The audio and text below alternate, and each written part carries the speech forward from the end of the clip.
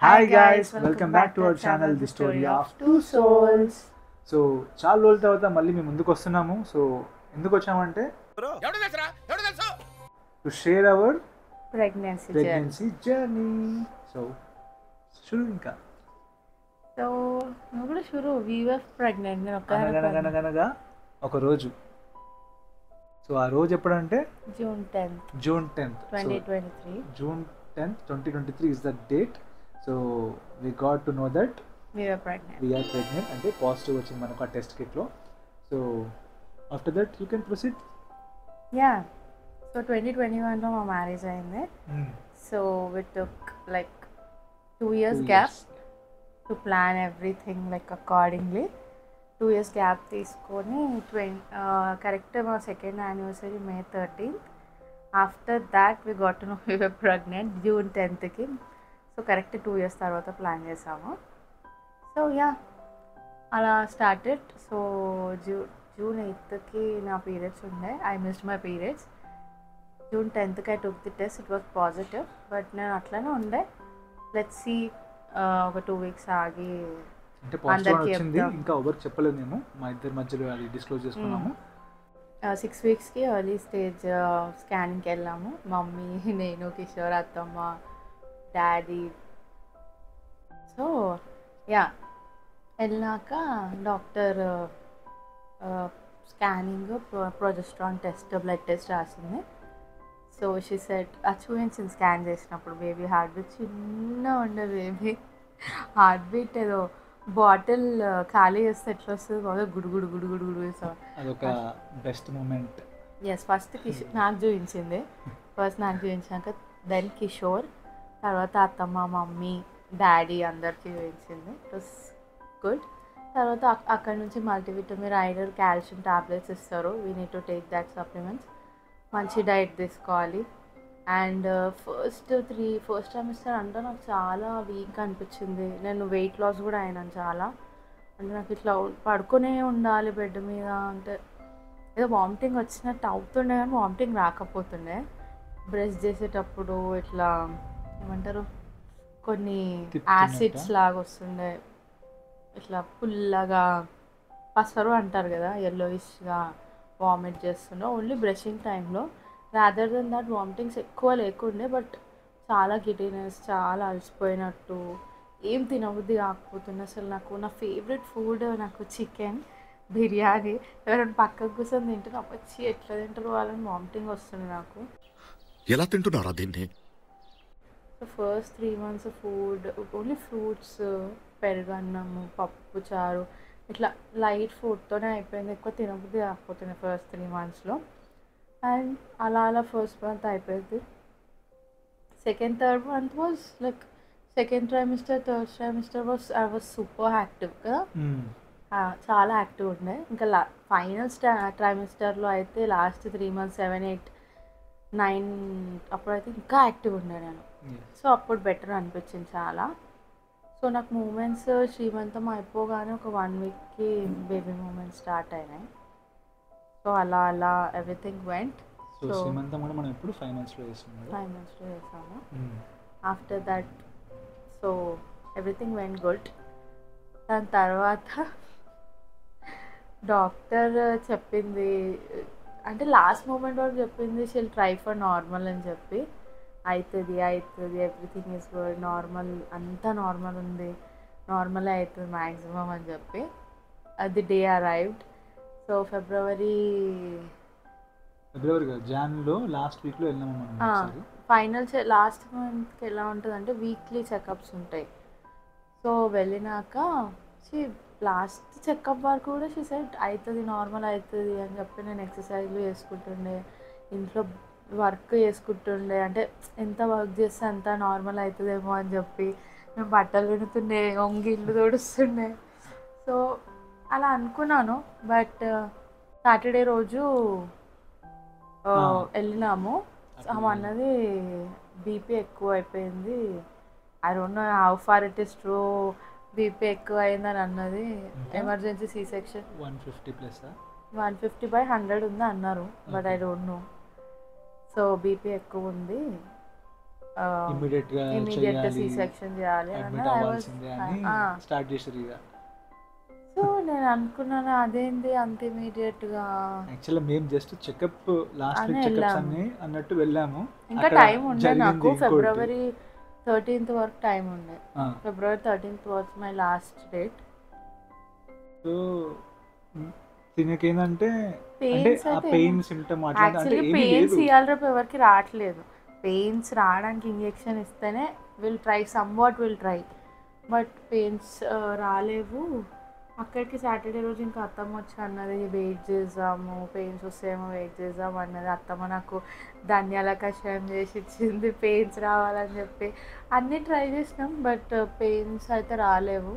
ఇంకా టైం ఉండే కదా, ఓకే టైం ఉండే కదా అని చెప్పి ఇక వాళ్ళతో మాట్లాడి మేము మళ్ళీ ఇంటికి వెళ్ళిపోయాము. ఇంకా వచ్చేసినాము. ఇంకా హాస్పిటల్ మమ్మల్ని వెళ్తుంటే భయపెట్టిచ్చేస్తున్నారు. అవి అట్లా ఎమర్జెన్సీగా చేయాలా, మీరు ఎందుకు అట్లా వెళ్ళిపోతున్నారు, బేబీకి మంచిది కాదు, బేబీ ఉల్టా ఉల్టా తిరుగుతుంది, బేబీ మింగుతుంది. వాటర్ మింగుతుంది, మోషన్ మింగుతుంది అని ఇవన్నీ భయపెట్టిస్తుండే. I was struck somewhere around. నాకు ఏదో ఒక భయం అనేది స్టార్ట్ అయింది లోపల నుంచి. బట్ స్టిల్ కూడా బట్ మేము స్టిల్ తను కిషోర్ ఏంటంటే ఒక పాజిటివ్ హోప్ వీళ్ళు తోటి ఉండే, ఇట్లానే అంటే కొంచెం చేస్తారు. టైం తీసుకుందామని పాజిటివ్ హోప్ తోటి ఉండే. ప్లస్ నేను కూడా సరే తను చెప్తుంది కదా అన్నట్టు మేము సైన్ చెప్పించుకోరు మాతోనే, ఇంకా sign. ఏం చేసినా మా రెస్పాన్సిబిలిటీ కాదు అని చెప్పి. సో కిషోర్ అత్తమ్మ మామయ్య వచ్చి సైన్ చేయించుకొని తీసుకెళ్ళిపోయారు. సో సాటర్డే అంతా వెయిట్ చేసినాం, సండే కూడా వెయిట్ చేసినాం. ఐ వాజ్ డ్రింకింగ్ ధనియాల కషాయం తాగుతున్నా, పెయిన్స్ రావట్లేదు.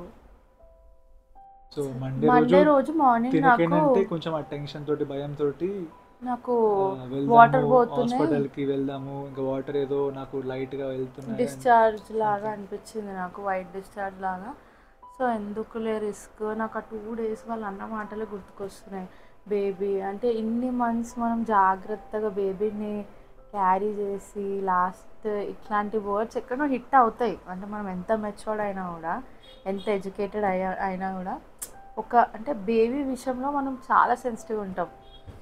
సో అదొకటి భయం వేసింది నాకు, ఎందుకు డిశ్చార్జ్ అవుతుంది వెళ్ళిపోదాము అని చెప్పి మండే రోజు పోయినాము. అప్పుడు కూడా బీపీ హై ఉందని అన్నది ఆమె.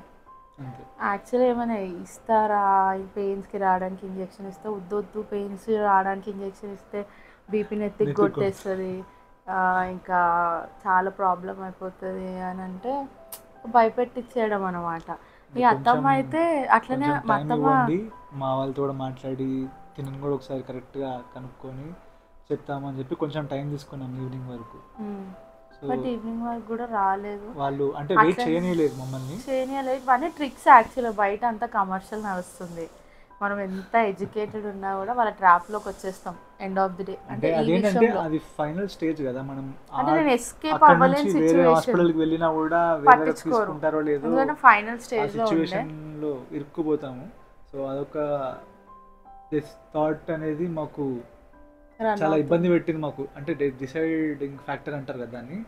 సో చాలా ప్రాబ్లం అయి ఉండే ఆ టైంలో. సరే ఇంకా మనం బేబీ అనేది మమ్మీ ఏమో ఒక సైడ్, తిన కూడా ఇంపార్టెంట్, మనకు హెల్దీ ఉండాలి, ఇద్దరు హెల్దీ ప్రెగ్నెన్సీ, హెల్దీగా మనకు డెలివరీ అనేది అవ్వాలి.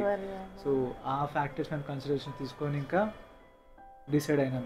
ఇంకా అట్లా బ్రెయిన్కి కొడుతుంది అనేసరికి మమ్మీ కూడా, అంటే మమ్మీకి ఫస్ట్ టైం నాది కాబట్టి మమ్మీ కూడా కొంచెం భయపడ్డది.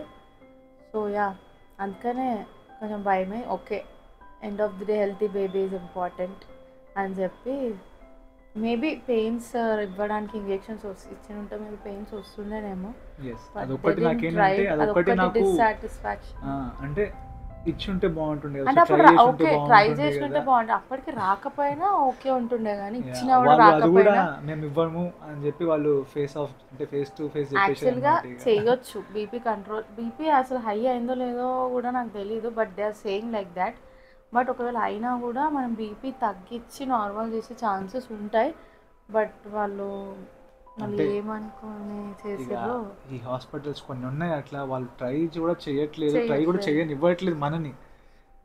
సో వాళ్ళకి ఎంతసేపు రెడీ ఉన్నా కూడా ఆ రోజు డెలివరీ అయిపోవాల్సిందే అంతే. సో ఒకవేళ మీరు ఎవరైనా మా వీడియో చూసే ఎవరైనా కొత్త వాళ్ళు ఎవరైనా ఇంకా కన్సీవ్ అయ్యి స్టేజ్లో ఉన్నారనుకుంటే బెటర్ ట్రై చేయండి డిఫరెంట్ ఆప్షన్స్.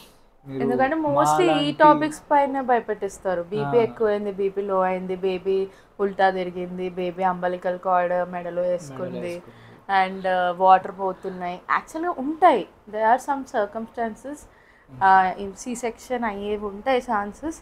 బట్ అంటే ఉంటాయి. ఎండ్ ఆఫ్ ది డే మనకు సేఫ్ బేబీ ఇంపార్టెంట్ డెలివరీ అవ్వడానికి. బట్ నా విషయంలో అంటే ఎందుకో ట్రిక్కీ అనిపించింది, కాలేదు అట్లా, వాళ్ళు ట్రై కూడా చేయలేరు. బీపీ ఎందుకు హై అయింది? అప్పటి వరకు నార్మల్ ఉన్న బీపీ నా లాస్ట్ చెకప్ వరకు 120 కూడా కాదు, ఎప్పుడు నాది 110/70 ఉంటుండే. ఫస్ట్ ట్రైమిస్టర్ నుంచి 110/70 100/70 ఎప్పుడు ఇట్లానే ఉంటుండే. సో లాస్ట్ స్టేజ్లో అట్లా అయిపోయింది. Okay, end of the day baby delivery అయింది నైస్గా. నేను రికవర్ అవుతున్నాను. కానీ బేబీ బయటికి రాగానే మంచిగా చాలా ఆ మూమెంట్ కోసం బేబీని ఎప్పుడెప్పుడు చూద్దాం అన్నట్టు బయట. సో బేబీ అంటే ఏడుస్తుంది బయటికి రాగానే. సో అది విధంగానే నాకు తప్పని సౌండ్ వస్తుంది, తప్పని సౌండ్ వచ్చి లైక్ నేను ఐసీయూలో షిఫ్ట్ చేశాక, నా ఆపరేషన్ అయిపోయాక నన్ను ఐసీయూలోకి షిఫ్ట్ చేశారు. అప్పుడు చూసిన నేను బేబీని. నాకు అప్పుడు కూడా నేను చూడలేని సిచ్యువేషన్, నేను అంత ఇట్లా షివర్ అయిపోతున్నా, అంటే షివరింగ్ వస్తుంది యాక్చువల్గా సిజరీన్ అయినాక. కానీ స్టేజ్ చూసినప్పుడు నాకు కూడా కొంచెం భయమైంది, అమ్మో ఇంత డేంజరస్గా ఉంటుందా ఈ డెలివరీ అనేది. సో తను ఐసీయూ నుంచి బయటికి వచ్చిన తర్వాత అప్పటికి తనకి ఇంకా ఫుల్ ఫ్లెడ్జ్ రికవర్ అవ్వలేదు, బాడీ మొత్తం షివరింగ్ అవుతుంది, మాట్లాడలేకపోతుంది సరిగ్గా.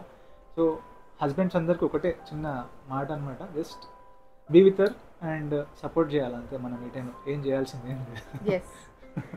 అంటే ప్రెగ్నెన్సీలో ఇంపార్టెంట్, దానికంటే ఎక్కువ ఇంపార్టెంట్ పోస్ట్ ప్రెగ్నెన్సీలో హస్బెండ్ పక్కకు ఉండడం చాలా ఇంపార్టెంట్.